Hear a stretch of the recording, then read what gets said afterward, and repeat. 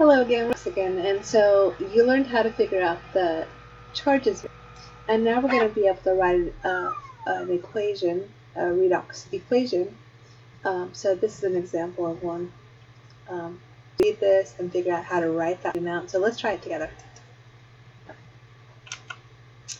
So we're going to figure out oxidation numbers again and figure out what's going on in the redox. So if we have numbers changing, then we know we have a redox reaction going on. So here's some nice examples. We've got potassium reacting with water. It's a really violent reaction, so it even has some flames going on. And we have hydrogen gas that's starting to be flammable. So group 1 elements are super reactive with water. And here we have zinc with hydrochloric acid forming our little hydrogen bubbles. So always light and bubbles are indication we have a chemical reaction. Here's a redox reaction happening in air when we have lightning. And a color change can signal a redox reaction too. So this manganese is changing from purple to colorless. So let's identify what's happening in a redox reaction. So we're going to look for oxidation numbers. Chlorine 0, then it became -1. Bromine was -1, becomes 0. So this is a redox reaction. And you can figure out who's oxidized, who's reduced. Same thing here. We have changes in the, this one here, we don't have any changes. All the oxidation numbers stay the same for each element, so this is not a redox reaction. Okay, so we're looking for changes in the charges, the oxidation numbers. So try those, see if you can figure those ones out, if they're redox or not. Look at all the elements and all of their charges, their oxidation numbers, and see if they change. So we're going to look at two ways to balance a redox equation. And we're going to look for that procedure using half reactions. So let's do the oxidation number change method to figure out how to balance it. So we're given a skeleton reaction. It's not balanced necessarily, so then we have to balance it. The first step though is we're going to assign oxidation numbers to everything. So you see there's a change for this iron of +3 to 0, so we have a redox going on. We have to figure out who's oxidized, who's reduced. Then we're going to figure out how we can, we're going to actually show who's reducing and who's oxidizing by the change in the numbers. That will help us solve this. And then we have to balance everything out. So in this case, let's go back so you see what I mean. Here we had a -3 go in this direction, change, and here we had a +2 change. So this is not balanced. -3 is not the same as +2, so we're going to have to balance this so everything is balanced out in charges.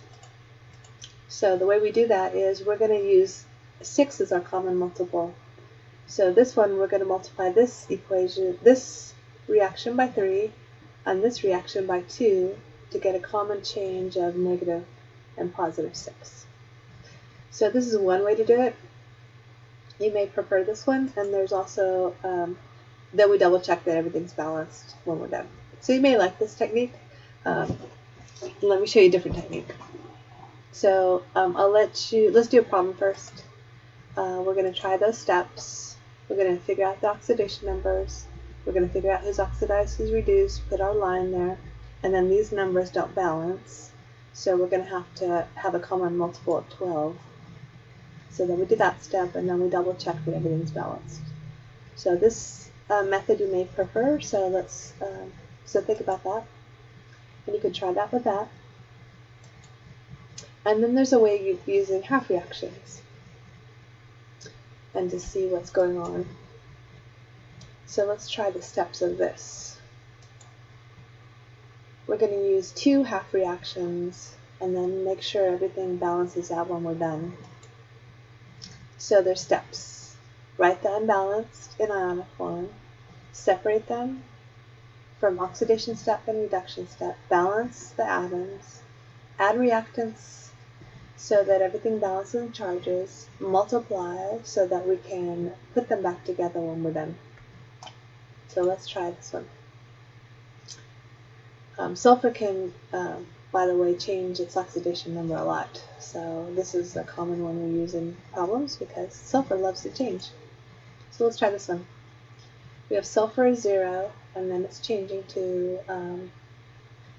this is -4 on this side, so this has to be +4 on this side. So this is not balanced. So our next step is we're going to balance the, we're going to break this into pieces. We're going to show the two half reactions, only the things that are actually changing. Then we're going to add water so that we can make the oxygens balance. Then we're going to add H's on this side. If we add water to this side, we have to add H's to this side to make the H's balance out. Then we show the charges balancing by adding electrons. Then we look at this nitrate, what's happening with it. We add hydrogen. There was water on this side, so we're going to add hydrogens on this side. We're going to make sure that all the H's balance and all the O's balance.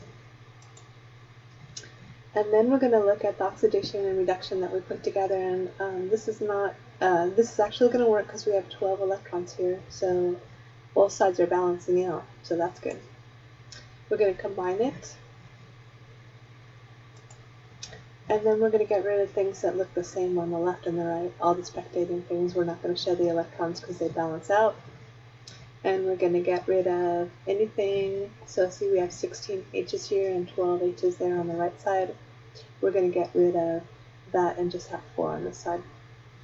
So go through this step by step, write it out yourself, and show how what we do on each step using those rules that I showed you on the previous slide. So this is our final answer when we're done, because we've combined this back into the molecule it was in at the beginning. So try that with that one. And, oh sorry, here's a new problem. So let's try this one. We're going to use the half reaction method. So this is another example of the same thing. We've got our reaction. We're going to use the 7 steps. We're going to write it in ionic form first. We're going to separate it into redox reactions.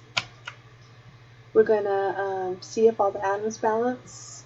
Then we're going to balance the charges. Then we're going to make sure that the electrons are balancing out. Then we're going to put the two reactions back together.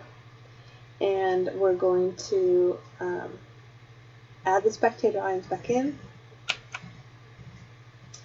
And then we're going to show them recombined into the molecules that they were in. So this is a longer process, but I'm going to have you try both of them in our homeworks. And I think I have some, so I think I have you guys do it in both ways in your homework. So try it both ways. And here's another practice problem for you. And so you're going to choose the balancing method you like.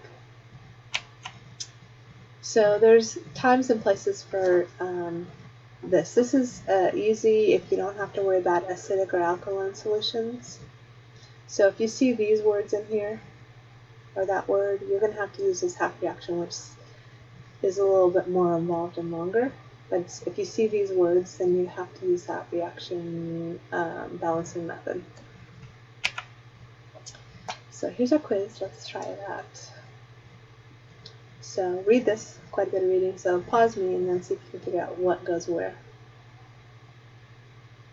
Okay, the answer would be that one. Now here's, we're going to figure out how to get this to balance out. And we're going to use whole number coefficients using the oxidation number change method.